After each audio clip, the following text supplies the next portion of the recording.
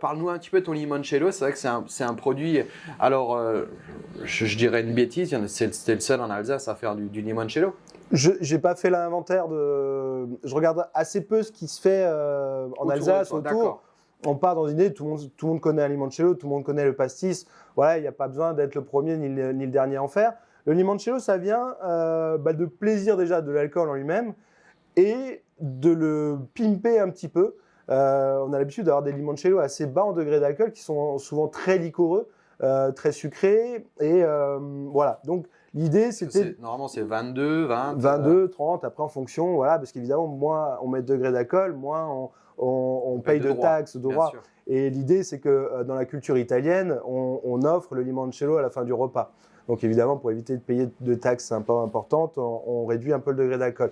L'idée, c'était de monter à 42 degrés, tout simplement parce que, justement, en mixologie, il y avait son intérêt aussi de dire on a un alcool citronné type liqueur, parce que c'est pas parce qu'on est au-dessus des 37,5 degrés qu'on est dans la famille des spiritueux. C'est à partir du moment où on rajoute du sucre, même à 50 degrés, on parle de liqueur. Le spiritueux, c'est celui qui sort de l'alambic et auquel on ne rajoute rien. Le limoncello, on rajoute du sucre évidemment et pas mal de sucre. Et donc, c'est un alcool qu'on va consommer sorti du congélateur, frappé, et qu'on va pouvoir servir pur. Ça, c'est en shooter ou en petite dégustation. C'est un alcool que même ma maman apprécie alors qu'elle ne boit pas beaucoup d'alcool. Et en mixologie, on peut travailler des cocktails à base de citron. Et comme on a la puissance au niveau de l'alcool, eh ben, on va avoir un équilibre qui va être présent. Donc en fait le milieu artisanal aussi est plus quelque chose aussi. Quand tu as des différentes bouteilles, tu peux avoir des différents goûts aussi. C'est pas comme dans la grande industrie où tu auras toujours ton goût. Tu achètes ces types de bouteilles là, effectivement elle aura toujours le même goût en 2021, en 2062. Tandis que toi, ça sera peut-être toujours un petit peu… On va avoir plusieurs paramètres. Ici, c'est que tout simplement on va avoir la fraîcheur des plantes. Des fois un peu plus sec, un peu plus gourmande. La qualité de la plante qu'on va recevoir. On va l'hiver distiller plus longtemps parce qu'il y a un temps de chauffe plus long. Donc on va avoir des petites variations.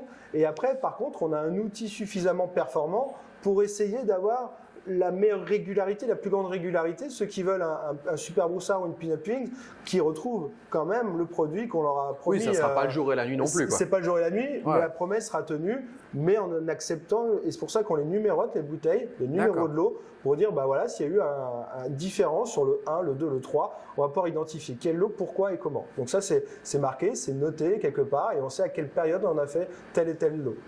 D'accord. Voilà. Donc après, on va retourner sur l'alambic. On va avoir une partie supérieure qui s'appelle déflegmenteur, parce qu'on sait très bien que l'alcool, l'éthanol, on va le récupérer à 78 degrés de température, très exactement, plus ou moins à quelques degrés près. Mais les alcools qui viendraient à sortir avant ces 78 degrés, souvent des alcools de fermentation directe, c'est-à-dire si on fait fermenter de la cerise, de la pomme, des alcools de fruits, on va avoir des alcools qui s'appellent des méthanols. Et ces méthanols-là, on les utilise plutôt pour les réchauds à fondu, c'est les alcools bleus, et qu'on va utiliser, qui sont impropres à la consommation, qui rendent aveugle, qui rendent fou. Et donc, évidemment, ça, faut vraiment… C'est ce que tu picoles souvent. C'est ce qu'on boit beaucoup, ouais.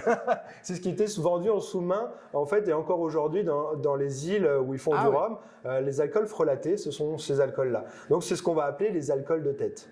Donc, ces alcools-là, on va évidemment les mettre de côté, et on va surtout pas les considérer. Donc, ça se repère à l'odeur, et aux températures. C'est très très acre en fait. C'est très acre, c'est vraiment l'odeur de l'alcool à brûler, c'est assez reconnaissable. Le jour où tu te retrouves face aux alcools de tête, si tu n'as pas le nez bouché, tu reconnais la différence. D'accord.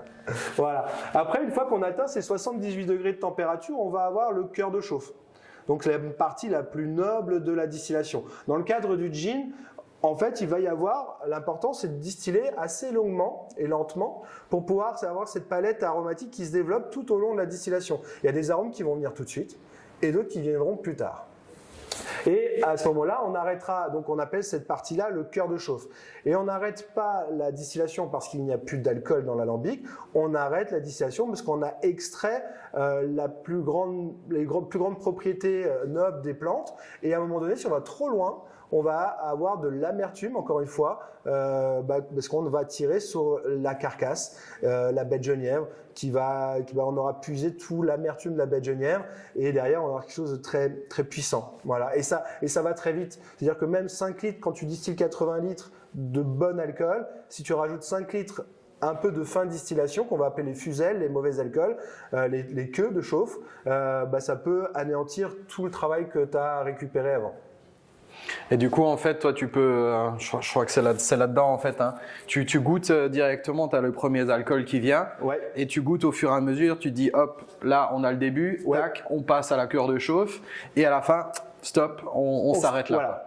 Alors ça, maintenant, c'est assez précis, c'est-à-dire qu'on va évacuer un certain nombre de litres au début. D'accord. On va avoir une quantité qui va constituer notre cœur de chauffe, donc un certain nombre de litres, et à la fin, vers par exemple ces 80 litres, je sais que là, à un moment donné, il va falloir vraiment que je penche le nez dessus pour avoir peut-être, en fonction de température extérieure, du temps que l'alambic a mis à se mettre en chaud, ce qui fait froid l'hiver et plutôt chaud l'été, on n'est pas climatisé ici.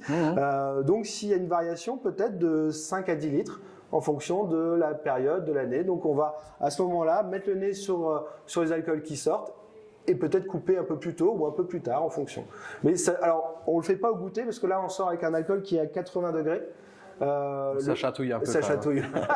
Le palais n'est pas prêt à analyser quelque chose qui est à 80 degrés.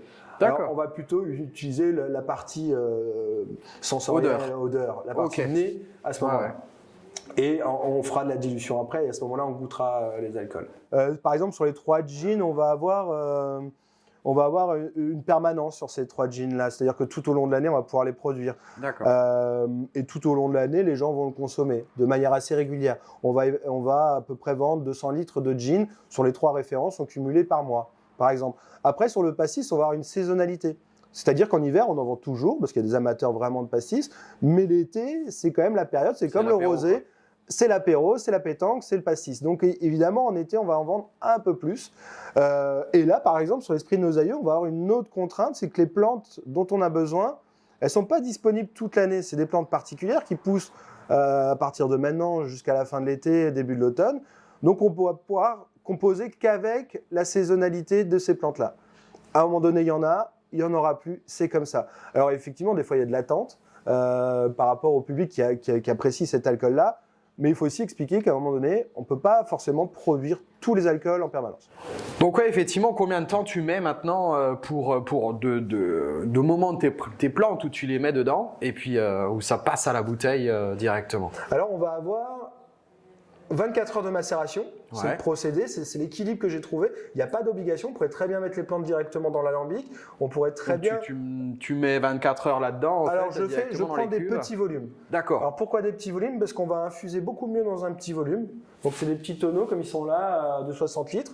On va mettre 20 litres d'alcool, 20 litres d'eau. On va arriver à un degré d'alcool à peu près de 45 degrés, parce qu'imaginons qu'on mette de la pétale de rose dans un alcool à 96 degrés, c'est comme pour nous, ça va la brûler, ça va la cramer. Donc on va réduire volontairement le degré d'alcool, on va mettre toute notre bouquet aromatique dedans, qu'on va remuer pendant 24 heures, alors pas la nuit évidemment, on dort, on laisse reposer, mais si je le mettais dans des grandes cuves comme il y a derrière nous, la pâte, il y aurait une pâte qui se constituerait, qui viendrait au-dessus, et on n'aurait pas cette interaction avec le volume.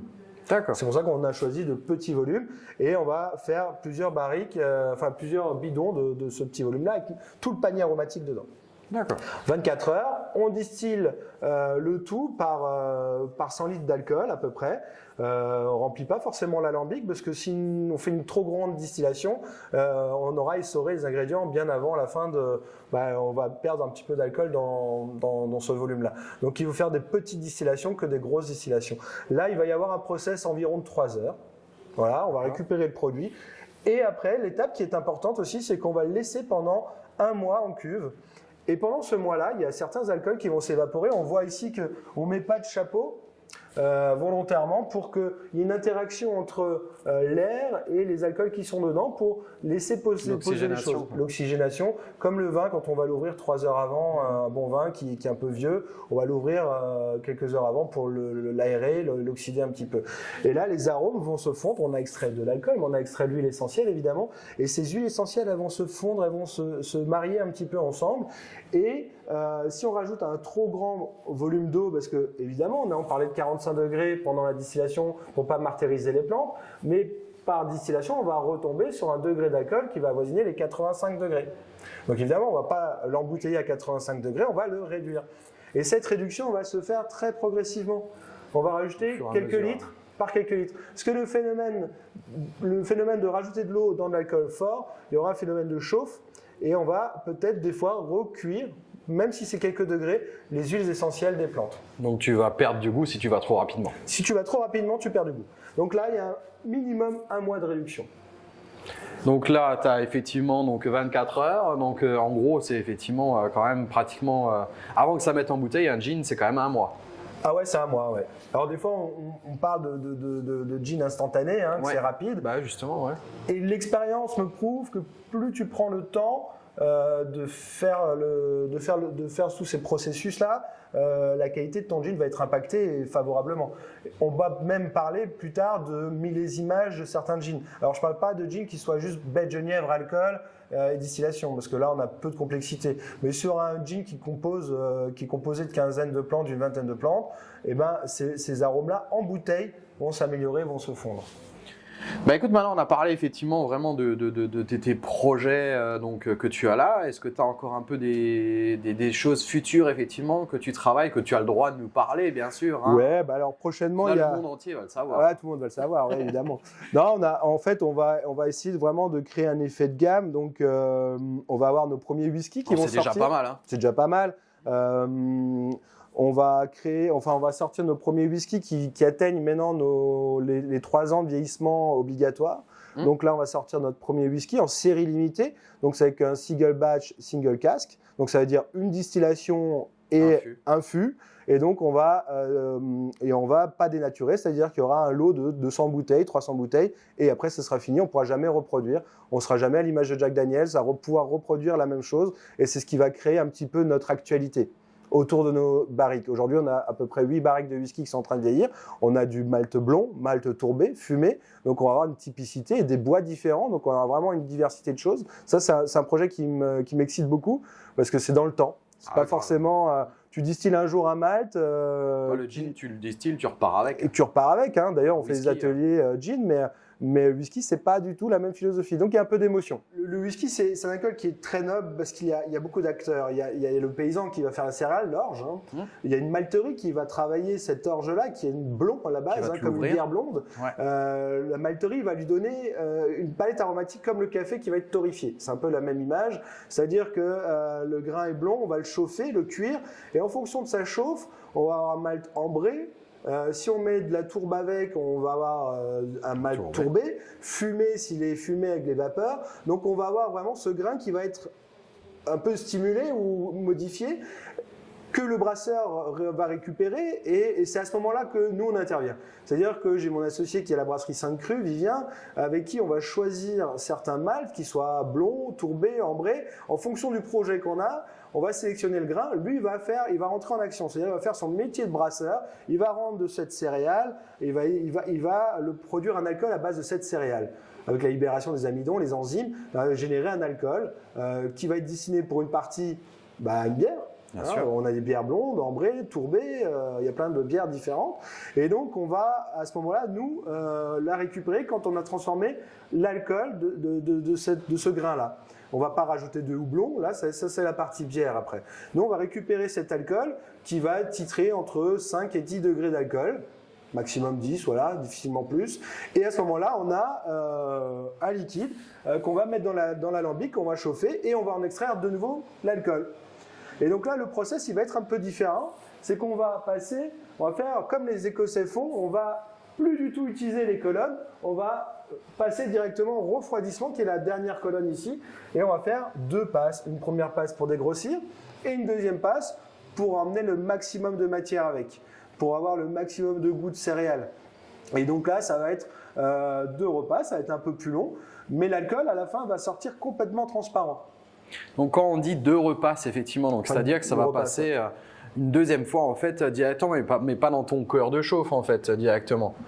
Donc il va repasser une deuxième fois tout simplement. Alors on va distiller une première fois, on va dégrossir un petit peu le tout, et après on prend les mêmes volumes et on les redistille de nouveau. Donc tu remets dedans et puis c'est reparti. Et on refait. Parce qu'on va avoir une première passe, on va arriver à titrer à peu près à 40 degrés. Ok. On n'arrive pas plus. Voilà. Et la deuxième, on va arriver jusqu'aux 60 degrés et un peu au-dessus de 60 degrés en fonction de la distillation et de l'alcool de base. Et après, cet alcool-là, on va le mettre, il va sortir transparent, on va le mettre à ces degrés d'alcool, 60, 65 degrés, dans une barrique en bois de 228 litres, voilà, idéalement, et on va le laisser vieillir pendant 3 ans. Et au bout de ces 3 ans minimum, c'est minimum. Après, on peut avoir 15 ans en fût de chêne, 20 ans en fût de chêne, et chaque année, il y a ce qu'on appelle la part des anges, donc une respiration avec le bois qui fait qu'il y a une évaporation de l'alcool qui est à l'intérieur. On va perdre un petit peu en degré d'alcool et on va perdre un petit peu en volume. Et au bout de 20 ans, évidemment, c'est pour ça qu'il est plus cher, toute cette matière organique dans le bois est concentrée dans le peu d'alcool qui reste au fond de la cuve. Et donc, évidemment, c'est extrêmement riche en général en arômes, en qualité gustative. Et c'est pour ça que les whiskies vieux sont plus chers aussi, parce qu'ils ont beaucoup plus de complexité aussi. Et plus de temps de stockage. Ouais. Et il faut 3 ans minimum pour avoir l'appellation whisky. Voilà. On était ici, on était en plein confinement. Et avec ma femme, on s'est dit à Noël, si les magasins n'ouvrent pas, on va vraiment mal vivre cette période qui représente quand même une part importante de notre chiffre d'affaires.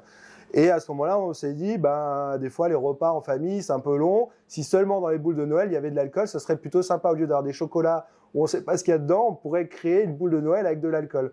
Et là, ça nous est venu, et puis on avait un peu le temps de réfléchir, et on a trouvé un fournisseur de boules de Noël qui pouvait contenir de l'alcool. On a travaillé avec notre fabricant de carton habituel, et en 2 semaines, on avait un projet, une maquette du projet ficelée, et avec Luc qui s'occupe de nos graphismes aussi, et on avait le package, le petit coffret avec 6 boules de Noël, donc 2 boules de Super Broussard, 2 boules de Peanut Wings et 2 boules de Rose des Vents. Et c'est vrai qu'à un moment donné dans la crise, d'un point de vue entrepreneurial, on dit souvent qu'il faut investir. Et ça a été un investissement financier, mais ça a été aussi une pub et une carte de visite surtout. Les gens se sont offert le Jingle Bells, parce qu'on l'a appelé le Jingle Bells, forcément, le petit jeu de mots. Et les gens ont découvert ça chez eux, tranquillement à la maison, se le sont offerts entre eux. Et au final, ils ont appris à connaître la distillerie à travers ce projet-là. Donc, on n'a pas créé de nouveaux produits, mais on a créé un emballage festif de Noël. Et ça fait 2 ans maintenant qu'on reconduit l'opération. Et les gens, les clients en tout cas, sont contents de nous découvrir à travers ces petites boules de Noël. C'est un peu des séries limitées aussi, directement. Ouais, bien sûr, parce qu'on va acheter un nombre de bouteilles, de boules, un nombre de cartons. Et quand il n'y en a plus, il n'y en a plus, et c'est comme ça. Donc on ne peut pas faire à l'illimité, on limite un petit peu la série. Oh, il faut s'amuser quoi. Et on est très heureux de le faire, ouais. Écoute, je te remercie de nous avoir accueillis ce matin, de nous avoir fait découvrir plein de choses, ta passion effectivement, et puis le but c'était aussi de nous expliquer vraiment ta créativité qui en découle tout simplement par rapport à ce que tu nous as expliqué et raconté effectivement. C'était extrêmement intéressant, j'espère que vous avez passé un bon moment, effectivement en discutant gin, en discutant limoncello, pastis, effectivement, des choses complètement décalées qu'on n'a pas forcément l'habitude de voir. Écoute, je te remercie réellement. Merci à toi surtout, et puis ravi de partager un peu l'antre de mon métier, et puis je vous invite à venir voir directement ici à la distillerie. On fait également des ateliers création de gin, donc ça permet de vraiment élaborer son propre gin sur des formats de 3 heures, et de aussi, si la passion et la mixologie, de pouvoir contribuer à un moment donné à élaborer des cocktails à partir de nos différents produits, et merci d'être venu jusqu'ici surtout. Avec grand plaisir. C'était pas si loin. Ouais, ça va.